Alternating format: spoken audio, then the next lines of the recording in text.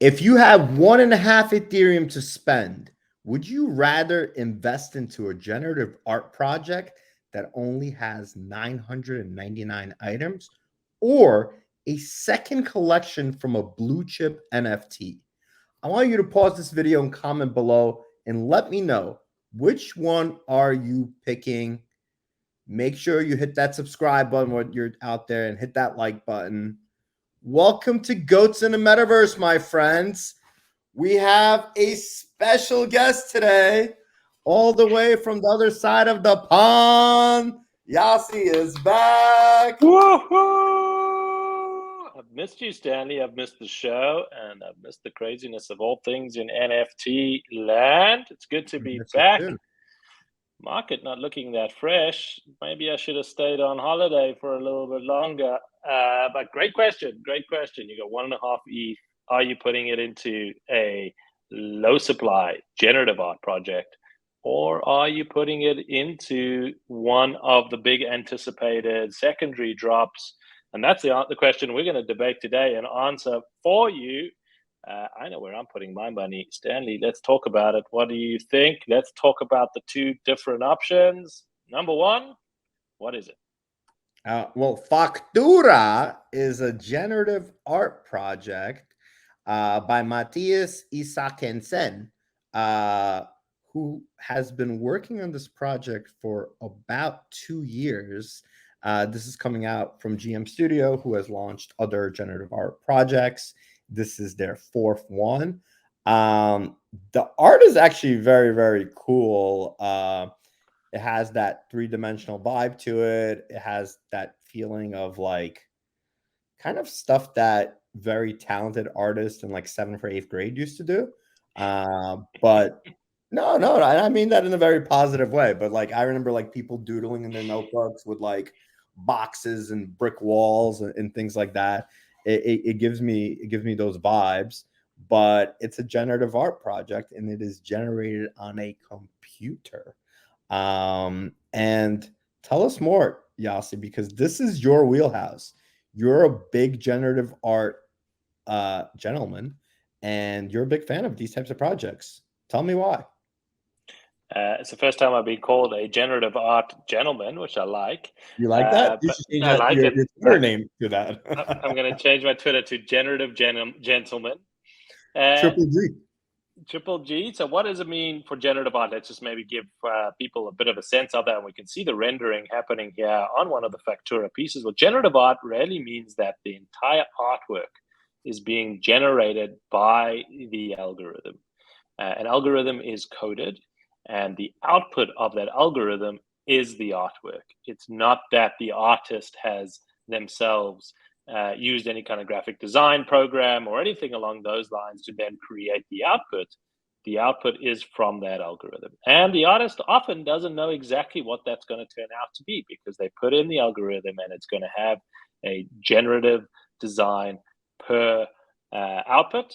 And each one is ultimately a one of one. Each one is ultimately unique in that output and what you're able to get there. So with something like Factura, where you have 999, a series of 999, you have a series of 999 different outputs. And that's what the generative art world is seeing. And it's becoming an emerging trend in the art world, starting to say that there is real value. There is real art form in being able to write code that produces some stunning art. I, for one, think Factura looks pretty good for me. It's appealing. There's a couple of complexities that have been put into it in how the process works. First, it divides the base shape into regions. Then it determines a processing order of how those regions get filled in. And then dividing each region into tiles, constructing 3D blocks, and rendering with color. So that's what the artist has told us about how Factura puts into place. So before we go more into that, well, let's contrast that with another drop that happened recently that a lot of people are saying is not art and maybe are disappointed with what was produced. And that came to us from the Moonbirds community, the Oddities, that people have been waiting for 2 months to get the reveal of what Oddities was coming. A lot of hype and excitement. We saw Oddities pre-reveal hitting up to 3 ETH floors. And when the Moonbirds Oddities came out, well, we've seen that floor price drop all the way down to 1.12, with people saying this is ugly as fuck, and some people wondering what the hell happened. You raised $85 million. This is what you produce. Stanley, what are your thoughts? I'm probably going to get bashed for this, but I'm actually the only person that doesn't actually hate the artwork. But I'm going to, it's by Gremplin. I mean, I think it's very similar to some of the other stuff that he has done, right? This is his style. Pixelated art. I'm not exactly sure what people were expecting. I think it's different. I think it's kind of interesting. There was a conversation that Oddities is owl vomit. So, like, what the hell did you guys expect is going to happen? Maybe being bashed that it took him 2 months to reveal this art. People are saying, go fuck yourself. Listen, you got free 3 ETH, right? We don't know how this is going to play out in the Moonbirds ecosystem. Maybe this is going to be like a board, like a kennel club, and this is just a teaser of what's to come, and this is not their series 2 or their second act. I have a feeling it's not, especially after they're getting bashed by this. But if you just got airdrop free 3 ETH by owning a Moonbird, and you got that Moonbird for 2.5 Ethereum in the very beginning, it's not the worst thing in the world. If you are expecting huge things from Moonbirds, which I know a lot of people are, I get it. I mean, I get the critique. I listen, I think this is kind of the issue with NFTs in general, right? People either have crazy expectations, or founders are under delivering. Sometimes it's a combination of both.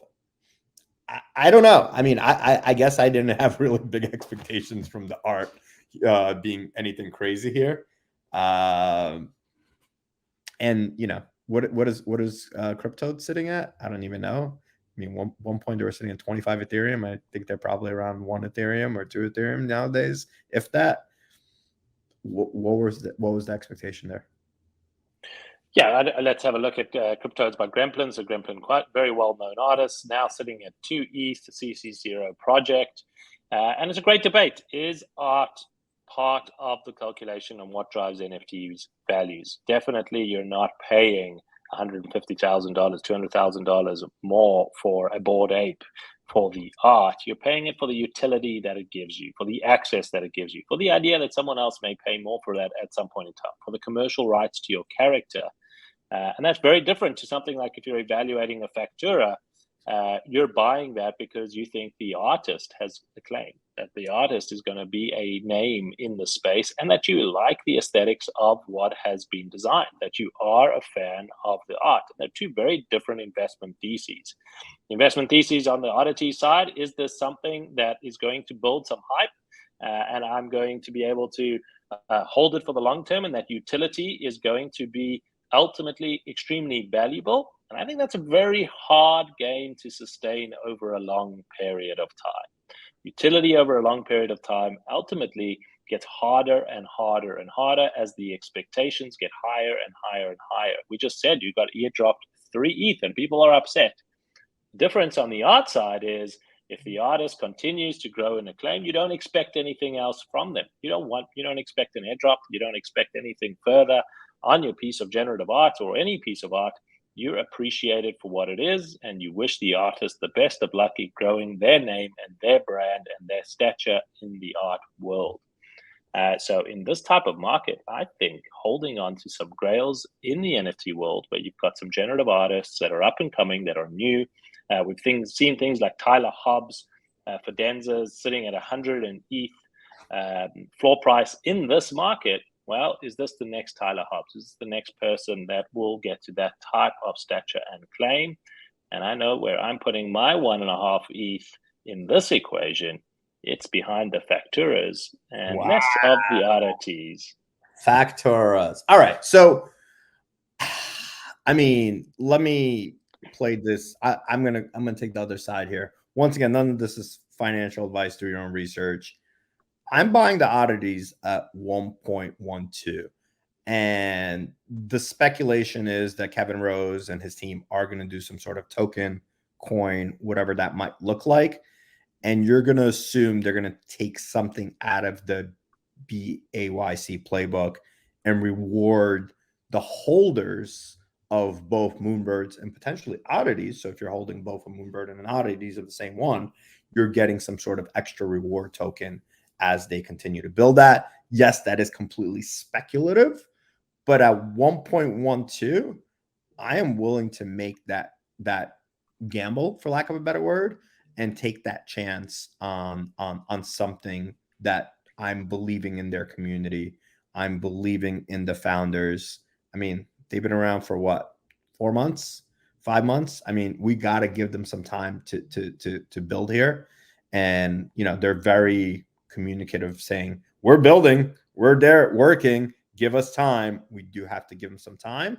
But at the same time, I do like this artist, and I am going to keep tabs on him and see where that goes. So we got a one-on-one tie. You picked the FACTURA piece. I picked the Oddities. I think there's solid arguments from both. We want to hear from you, our audience, in the comments below. Which one are you choosing and why? And we'll come back onto the show and read some of those comments through. Yasi, I am glad to have you back. Guys, it's good to be back. Subscribe to the show. In the comments, tell us, Yasi, we love you. You are back. And we'll see you guys back here tomorrow for more alpha, more news, more NFTs, more Yasi, more Stanley, more Go to the Metaverse. Hope everybody has a terrific day, and we'll see you guys later.